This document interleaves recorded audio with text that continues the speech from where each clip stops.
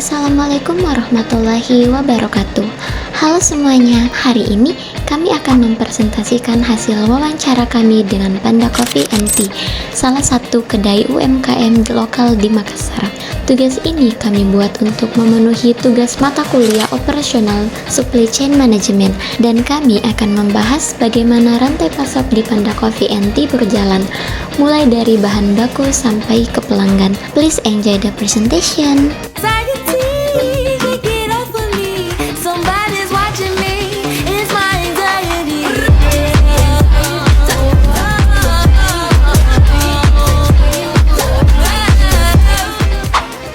Panda Coffee & Tea berdiri sebagai usaha lokal dengan 2 cabang yang beroperasi di kawasan yang strategis, yakni di Jalan Pendidikan, depan Indomaret Pendidikan, dan di sekitar kampus, yaitu di kantin Fakultas Ekonomi dan Bisnis.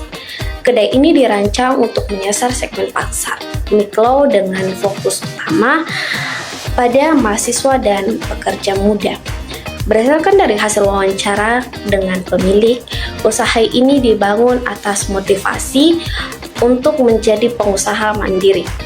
Dengan pengalaman di bidang food and beverage atau F&B, pemilik menyadari bahwa keberhasilan usaha tidak hanya ditentukan oleh rasa dan pelayanan, tetapi juga oleh efektivitas rantai pasok, mulai dari pengadaan bahan baku, pengelolaan stok, hingga distribusi dan pelayanan konsumen.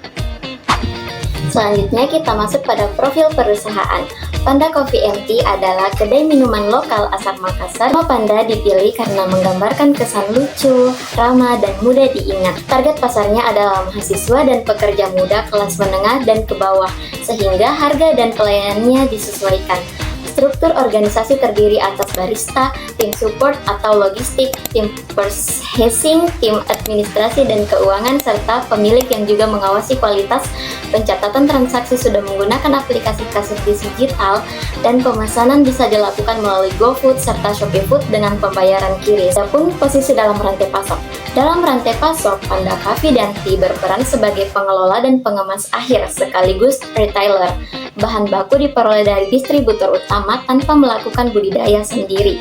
Perusahaan memiliki mini warehouse untuk stok mingguan dan park stok di setiap outlet untuk stok harian. Distribusi internal dilakukan secara terjadwal agar pasokan tetap stabil dan terhindar dari overstock dan stock out. Saya Badrus Sabung. Sekarang saya akan menjelaskan strategi operasi dan supply chain dari Panda Coffee & Tea.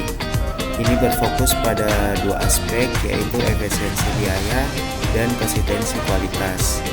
Efisiensi biaya dicapai dengan minim pemasok, memudahkan koordinasi, serta penggunaan teknologi digital agar proses pencatatan dan pemesanan lebih cepat dan akurat.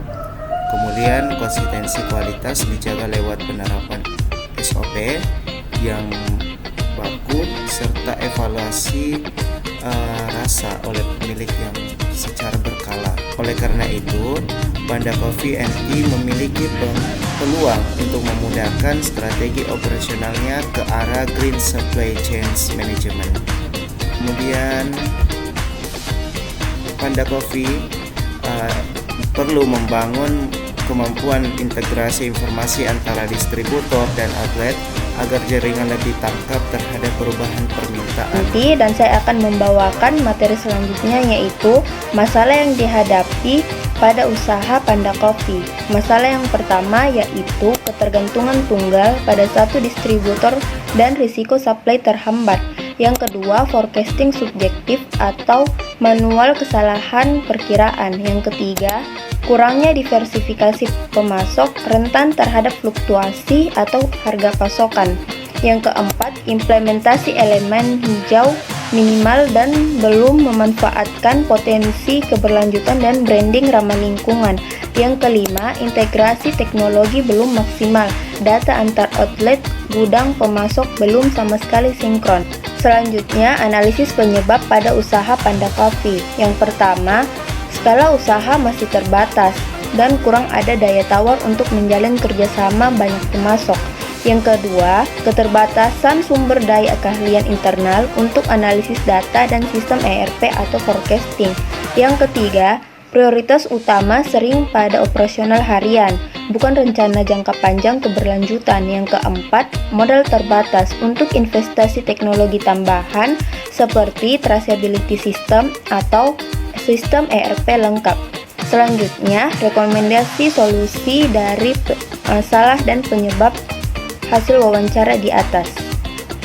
Pertama, lakukan diversifikasi pemasok dengan menambah 1 atau 2 pemasok lokal sebagai cadangan agar pasokan bahan baku tetap aman. Yang kedua, terapkan forecasting otomatis menggunakan sistem POS berbasis cloud untuk memperkirakan kebutuhan bahan baku secara lebih akurat. Yang ketiga, gunakan sistem reorder point otomatis agar tim pembelian mendapat peringatan saat stok mulai menipis.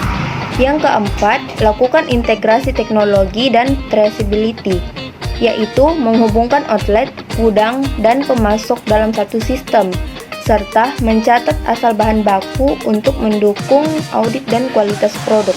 Yang kelima, mulai praktik green supply chain secara bertahap, seperti memakai kemasan ramah lingkungan, memilih pemasok berkelanjutan, mengolah limbah jadi kompos, dan menghemat energi.